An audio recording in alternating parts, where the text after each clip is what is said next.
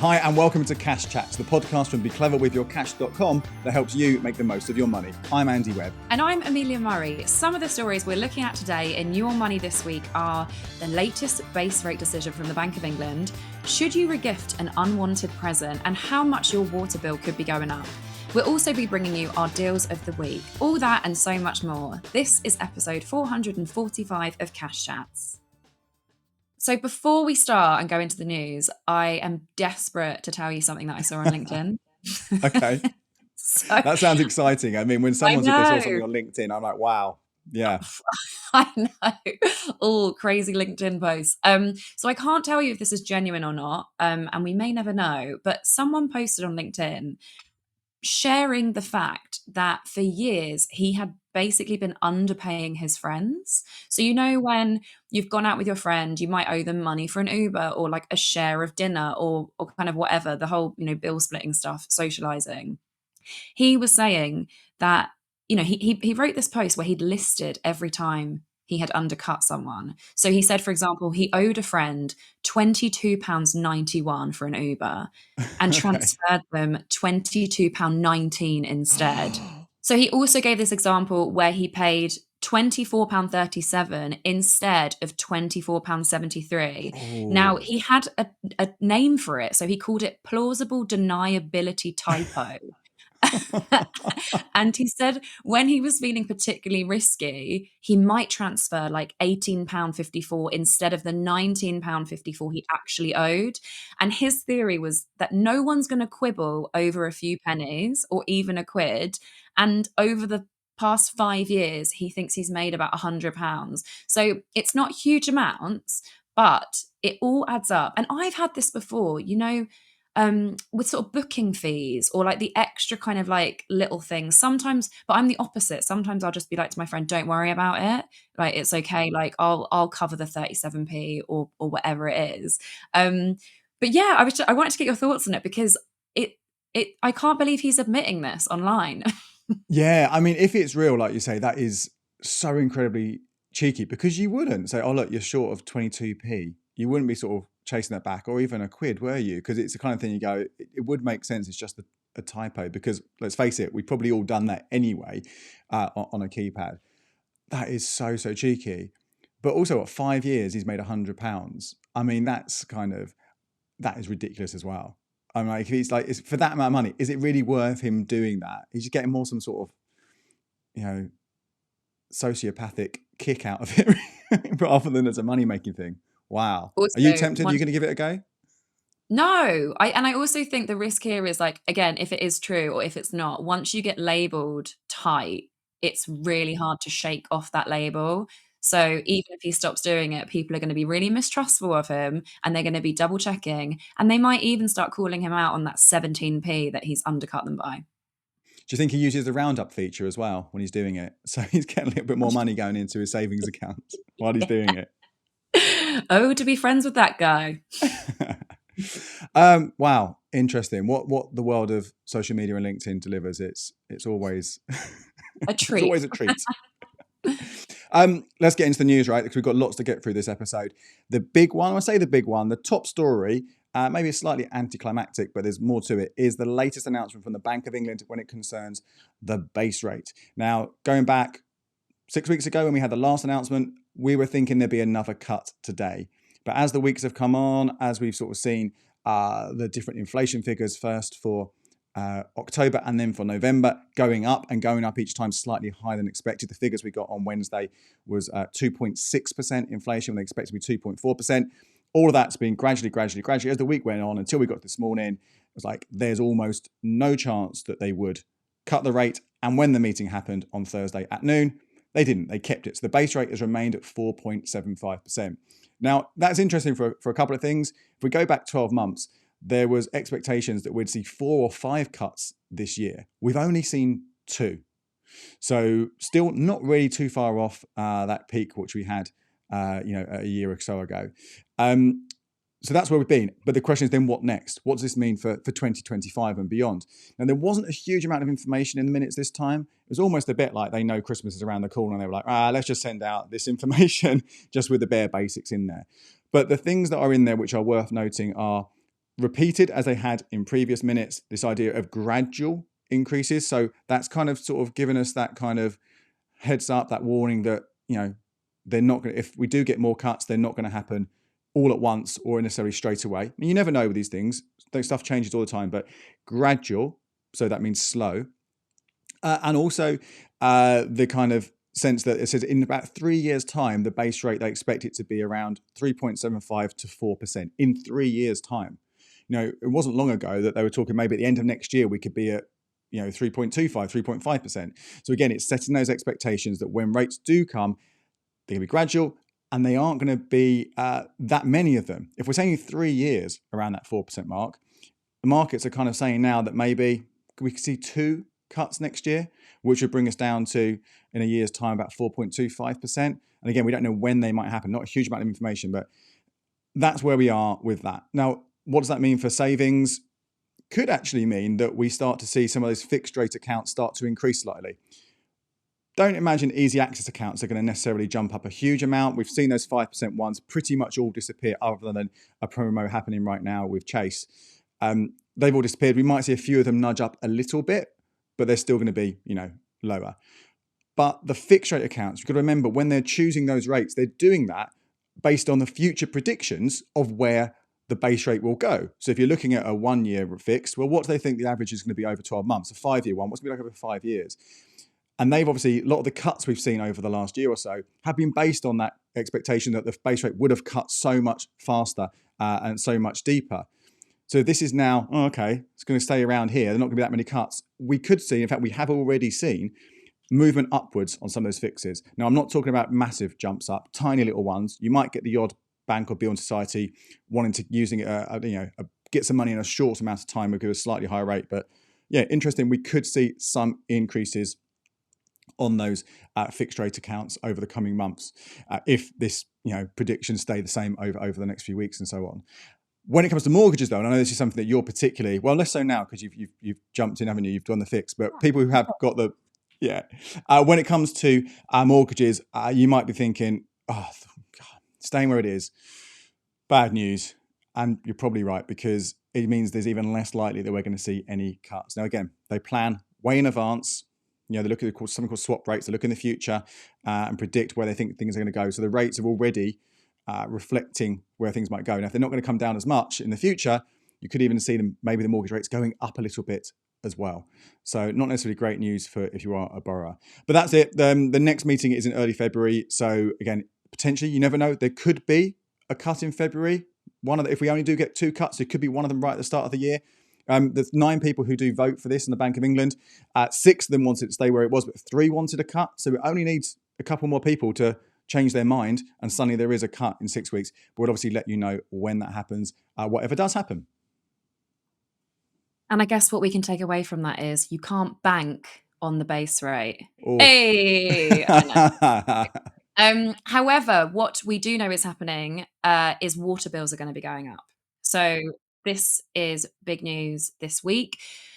The average water bill in England and Wales is going to go up by 36% over the next 5 years. Now, we've had sort of hints about what is going to be happening, previously off what the regulator had said that we could expect, a proposed increase of £21 a year. That's what it originally said. However, it's going to be much more. So the regulator is now allowing suppliers to increase average bills by £31 a year. So that's £157 in total over 5 years, bringing the total average bill to £597, which is a lot when you kind of think about, all the other bills that you're having to pay. And for me, like the water bill was always the lowest, all the years that I've been living on my own, not on my own, but, independently, the water bill seemed to be the most manageable. So this is going to change.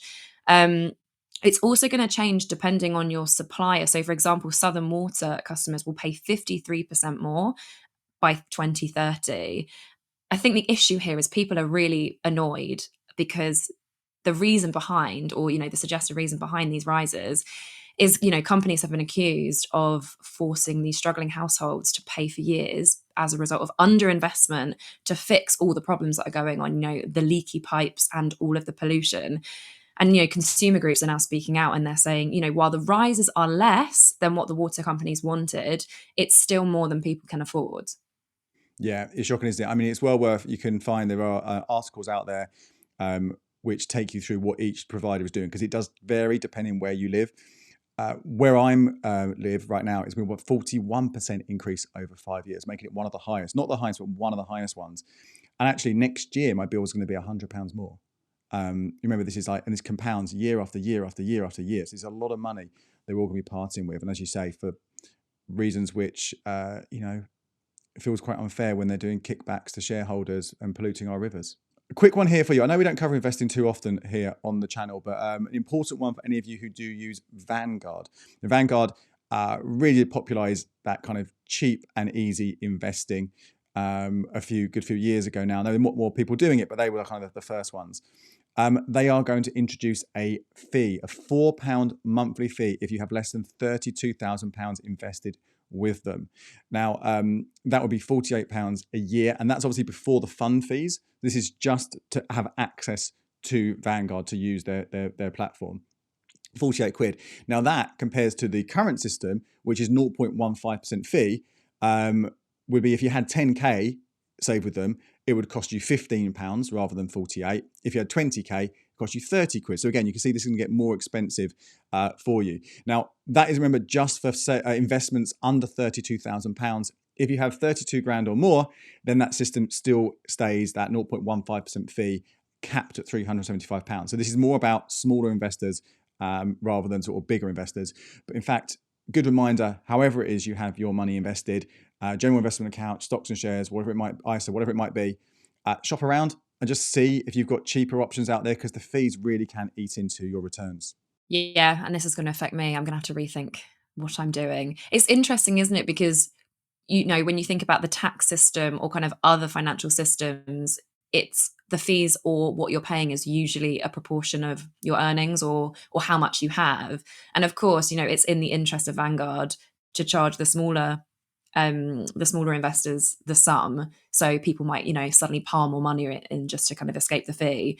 But yeah, it kind of seems a bit unfair to the investor to be like, well, I haven't even got that much money in this company, and here I am having to put a big whack of my cash into the fees. So yeah, I'll let you know how I get on, what I'm going to do. My next story is about scams.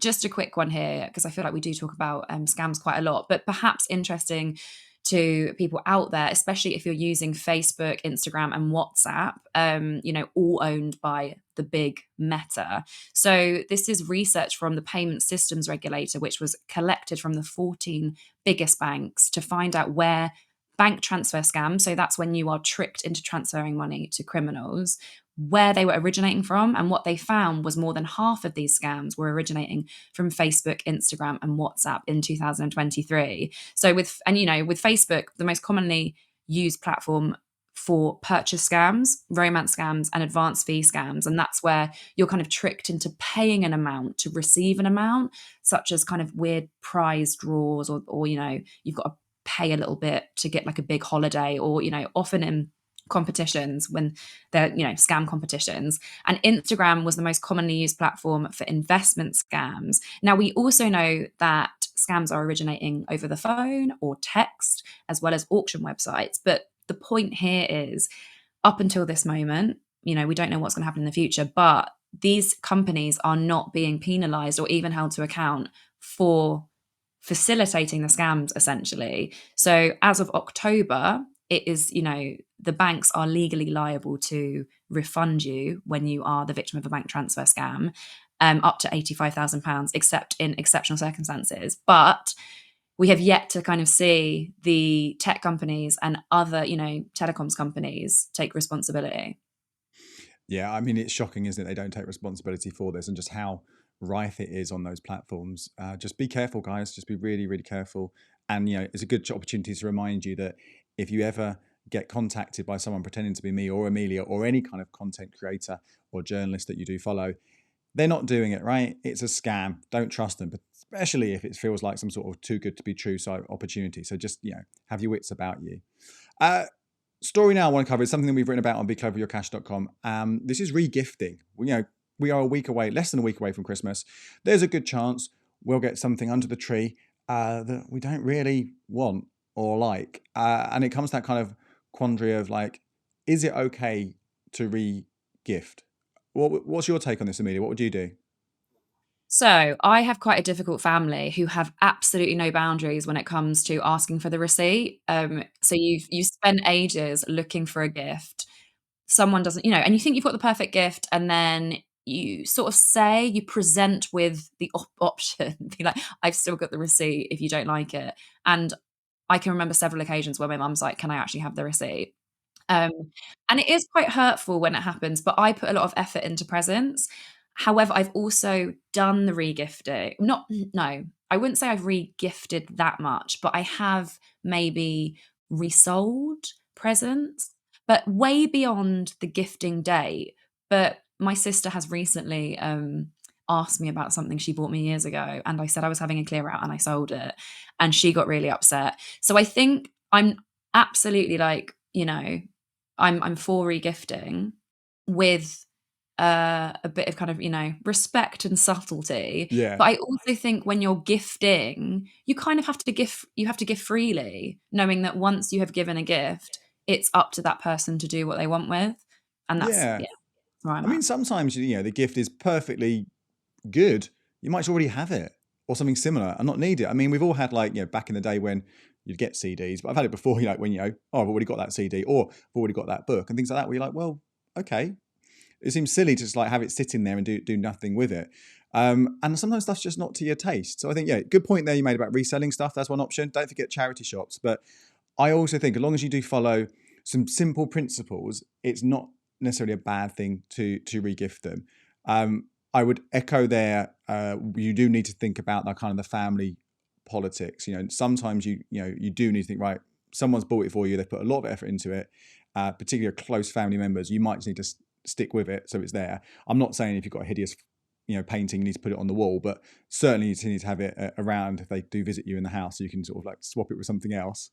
So do think that in mind. Not everything you want to regift, and if something is just plain bad present, then that's not fair for you to regift it, because I think anything you do regift to anyone, it has to be something that you think they're genuinely going to like and genuinely going to appreciate. It's not a case of just palming something on to somebody else. It's about, right, that's not for me, but that is great for X or Y. I think they'll really like it. So that's fine. Obviously, make sure that it's not been opened or used. You do hear stories of people doing that. That's obviously a no-go. Should be completely as if it's untouched, as if you did buy it from the shops. Make sure there are no tags or personalization on there. Again, that book, which you might already have, they might have written a little message inside. So just be really careful, or the tag could be stuck to the bottom of it and things like that. So be really, really careful there. But one of the most important things you can do if you are going to regift is to remember who bought it for you in the first place. Because what you do not want to be doing is giving a gift to someone that they gave to you a year ago or 2 years ago or whatever it might be. Because then that's going to look really shoddy and really ungrateful. So maybe have a little box where anything you think, right, that's not for me, but someone will want it. You put those things together in that box and make a note in that box of like who bought it for you and when in the first place. So this you can, if you are going to regift, you can do it without that risk of that fallback, because you don't want to hurt the person's feeling at all. No one wants to do that, but I think you can absolutely get away with it. In fact, actively encourage it, or to say charity shops or selling stuff, rather than let it sit unused or go into landfill or things like that. Make the most of it. It's better to use it than waste it. Yeah, although be careful if you're living in the area of your gifter, in case they walk past the charity shop window and Oh, and all the things that, like, someone told me their child got loads of presents for their birthday, like too many from, they had a party. And so the parents were like, this is too many presents for this child. Like, we're just going to donate some to the charity shop. And the little girl was like walking past the charity shop and just saw like all of her presents in the window. oh no. And I guess like online, if they follow your profile on Vinted or whatever, if you can do that, I don't know if you can even do that, but then they could see, oh, that's mine. So yeah, Yeah. some things to be careful of. Yeah. And finally, the last story is some very important, deep analysis of chocolate selection boxes, or, I don't even know what the proper word is, but like the quality streets, the celebrations, the roses, like the selection boxy type chocolates.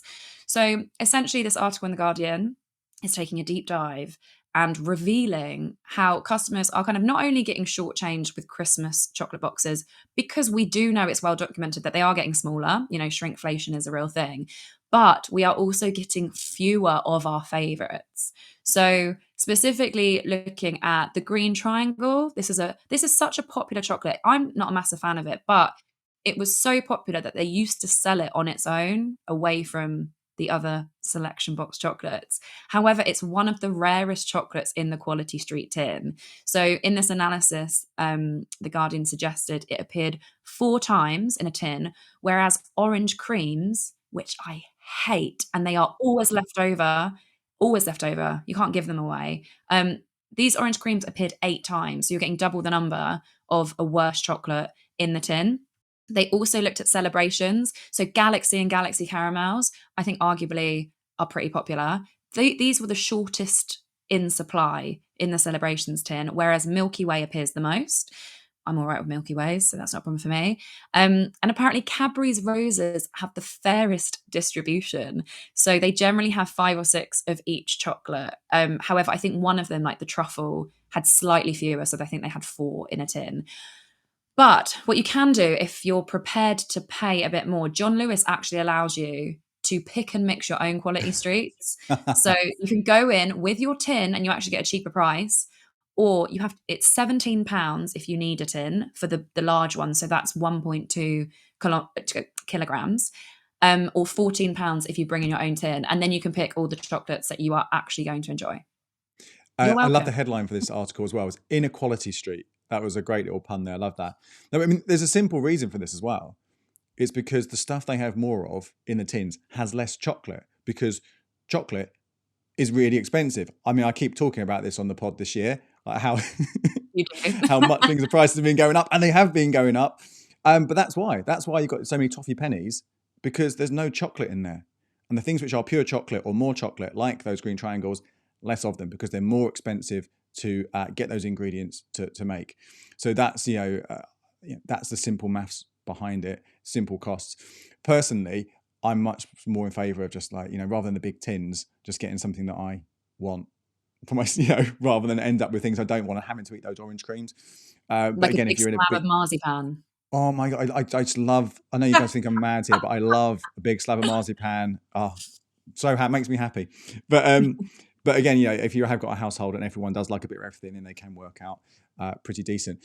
We are going to talk about our deals of the week very shortly. But one thing I would say is, with these boxes of chocolate, if you are going to get one for the Christmas period, for when you're going to visit some people after Christmas Day, don't buy it before Christmas. Wait until Boxing Day, and then you'll probably find these are reduced and they'll be getting rid of them. So you'll be able to get exactly the same thing to take to somebody's house to share for whatever it is, post-Christmas, New Year, socialising, and you pay a lot less for it. So that's my little tip there when it comes to buying these boxes. Should we jump into deals of the week now? What do you want to go first? Yeah. So I've got 2 that are ending quite soon. So you've got to be quick if you want to take advantage of them. So we've spoken about the winter fuel payment since the changes that were announced earlier this year. So following the rule changes, you now have to be not just of state pension age, but you have to also be in receipt of pension credit or another means tested benefit to get this payment. And the deadline for claiming pension credit, if you've not already done it, is this Saturday. So that's the 21st of December. And, you claim that, and then you will be entitled to the winter fuel payment, which is worth up to £300, which is a significant amount if you need it, to help you towards your energy bills. So all the information is on the government website, which is where you will also claim pension credit as well. And next, a deal for NHS staff over Christmas. Now, Uber brings this out every year. I think it's done it for like the last 7 years. And if you link your NHS email address or your HSC email address to your Uber account by 11:59 p.m. on the 20th December, so that's Friday night, you will get emailed promo codes for free Uber rides and Uber Eats. Now, it's quite specific here. So you'll get 2 £10 rides to or from work on Christmas Eve and Christmas Day, and £10 Uber Eats credit to be used on the same days as well. So yeah, NHS staff just over those 2 days. But yeah, it's a nice gesture if you're having to work over the Christmas period. Yeah, absolutely. A couple of quick ones from me as well. Back to chocolate. If you go to Tesco and you have a club card, there is a club card prices deal now on a Cadbury's selection box. You will pay just £6 for it rather than £12, which is way over the odds. But what's good about this, not just is £6, not too bad a price for the chocolate you get in there. You'd also get a rental to use at the Sky store. So if there's a movie you want to rent, about £4.99 that's worth. This is a great way to sort of combine those things together.